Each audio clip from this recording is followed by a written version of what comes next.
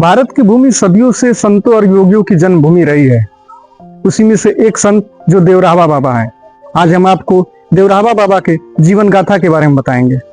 उत्तर प्रदेश की पवित्र धरती, जहां गंगा और गंडक मिलकर जीवन का संगीत रचती हैं, उसी भूमि से प्रकट हुए एक महायोगी, एक युग पुरुष देवरावा बाबा, जिनका जीवन केवल एक मनुष्य की कथा नहीं बल्कि साधना और करुणा का ऐसा एक प्रवाह है जो युगों तक बहता रहेगा। देवरावा बाबा का जन्म और उम्र को लेकर कोई पुख्ता सबूत अभी तक नहीं है। लोग मानते हैं कि बाबा 100 साल ही नहीं, सैकड़ों साल जीवित रहे। ये कभी जमीन पे नहीं रहते थे। देवरावा बाबा का जन्म एक रहस्य से लिपटा है। किसी को ज्ञात नहीं कि वो कब जन्मे और कब संन्यास लिया। कहा जाता है कि वो सदियों से देवरिया और बिंद के क्षेत्र में घूमते रहे। उनका आश्रम हमेशा नदी के किनारे रहा। धरती से ऊपर बांस का मचान, जिस पर वो रहते और ध्यान करते थे, और वहीं से भक्तों को दर्शन देते थे। उनके जीवन में ना मोह था, ना लोभ, ना द्वेष, केवल शांति, केवल सेवा। देवरावा बाबा के पास केवल आम आदमी नहीं, बड़े बड़े नेता तक आते थे। यहाँ तक कि राजीव गांधी, संजय गांधी, इंदिरा गांधी तक ही उनके पास आ चुके हैं। कहा जाता था कि बाबा ऊंचाई पे इसलिए रहते थे कि सब कुछ समान नजर से देखते थे। उनके लिए राजा और रंक में कोई फर्क नहीं था। आज भी इस देवरिया की पवित्र भूमि पर बाबा की स्मृति जीवित है। आज बाबा हमारे बीच नहीं रहे, लेकिन उनके शिष्य श्याम सुंदर जी महाराज जी हमेशा बाबा की सेवा में लगे रहते हैं।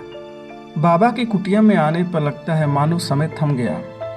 उनका एक वाक्य आज भी लोगों के हृदय में गूंजता है कि मैं शरीर नहीं, चेतना हूं।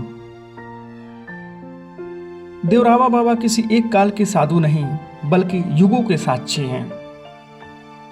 उन्होंने दिखाया बल्कि सच्चा अध्यात्म किसी चमत्कार में नहीं, करुणा में बसता है।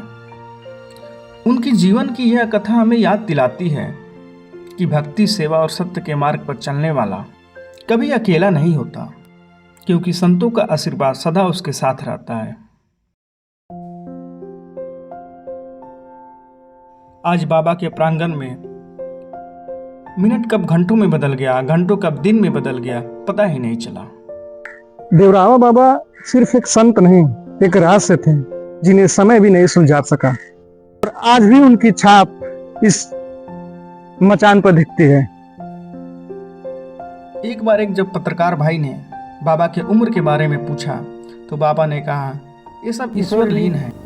ईश्वर लीन है, तो वह ईश्वर लीन अवस्था है बच्चा। डॉक्टर राजेंद्र प्रसाद जो प्रेसिडेंट थे भारत के, उन्होंने ये कहा था जब वो 70 वर्ष के थे, तो उन्होंने कहा था कि जब वो बच्चे थे तब उन्होंने आपको उसी अवस्था में देखा था जिस अवस्था में। क्या सुन, ये सब कथाएं तो बहुत सी लंबी हैं। अब यही अपने मुंह से अपने वर्णन करे सब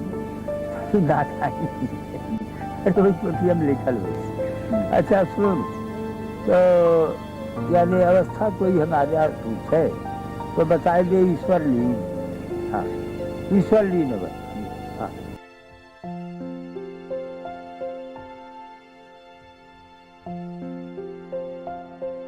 लेकिन समय के साथ साथ बाबा का स्थान अब कमजोर होता जा रहा है। हमारा देखने में तो ज्यादा विकास नहीं खेला, जितना नाम बा बाबा का उतना विकास तो ना भइल। आखिर के पीछे कारण का बा? हम लोग के समय में तो बाबा केवल एगो मचान रहल।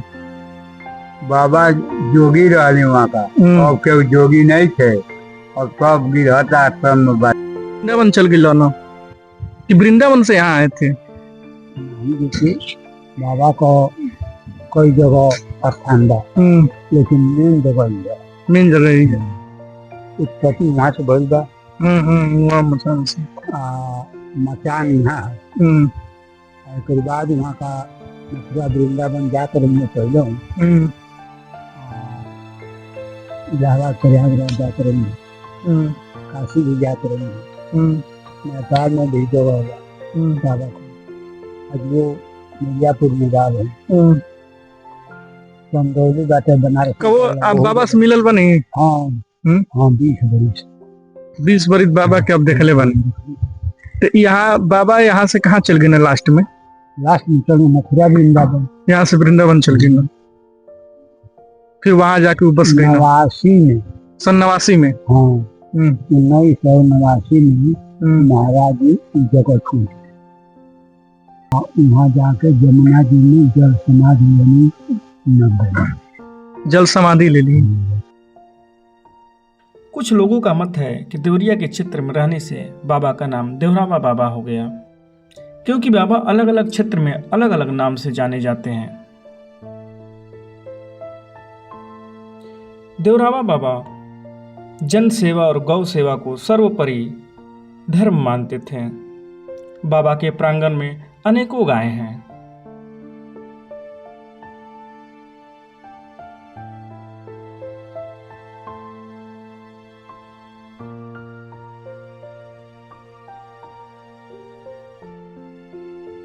बाबा भक्तों की मन की बात बिना बताए भी जान जाते थे।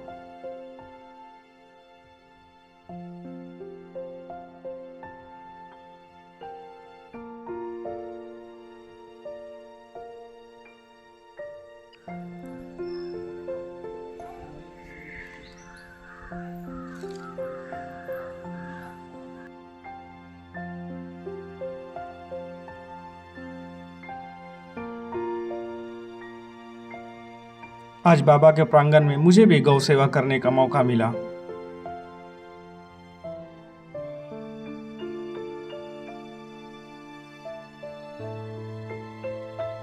देवरिया के वासियों से निवेदन है मेरा कि वो समय निकाल के बाबा के प्रांगण में अवश्य आएं और देवरावा बाबा का आशीर्वाद लेके अपने जीवन को धन्य करें। अंत में आप सभी लोगों को दिवाली की हार्दिक शुभकामनाएं। स्वस्थ रहिए, मस्त रहिए और हमारे चैनल को सब्सक्राइब करिए।